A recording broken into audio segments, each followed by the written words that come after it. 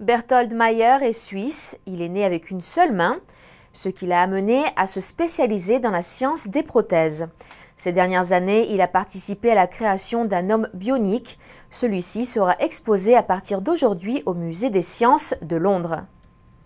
Des scientifiques anglais viennent de dévoiler un véritable homme bionique conçu avec des organes artificiels, du sang synthétique et des membres robotisés. D'une hauteur de 1,98 m, il a été appelé Rex. Il a été assemblé par une équipe de grands spécialistes de la robotique pour un documentaire intitulé « Comment construire un homme bionique ». Son corps est entièrement fonctionnel, il peut aussi voir. L'équipe de scientifiques était dirigée par le psychologue social suisse Berthold Meyer. Ce dernier est né sans main gauche, ce qui a généré plus tard son intérêt pour la science bionique. Aujourd'hui, ce scientifique possède une seconde main qui lui a coûté 47 000 $.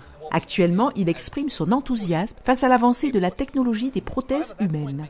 Great, because for the first time, I was able to flex my wrist with that prosthetic limb, but I'd never been able to do that before.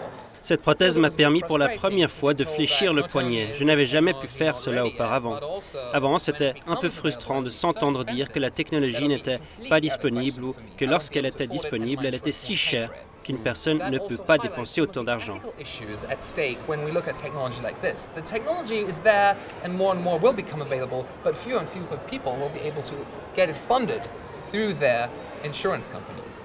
Le visage de Rex a été copié du visage de Berthold Meyer. Le scientifique parle des autres détails de la création bionique. One of my personal favorites is the artificial blood that runs through these tubings, and because this is made of nanoparticles that are able to. Ma partie préférée, c'est le sang artificiel qui coule dans ces tubes. Il a été conçu à partir de nanoparticules capables de transporter et de libérer de l'oxygène, comme du véritable sang. Mais ce n'est pas du vrai sang, ce sont des nanoparticules. Cela ressemble à de la science-fiction, c'est très impressionnant.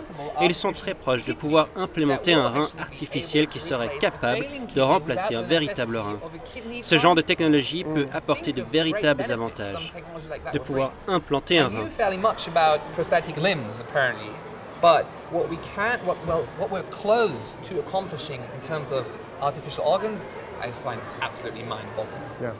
Cet homme artificiel est exposé en public à partir d'aujourd'hui au Musée des sciences de Londres ce jeudi.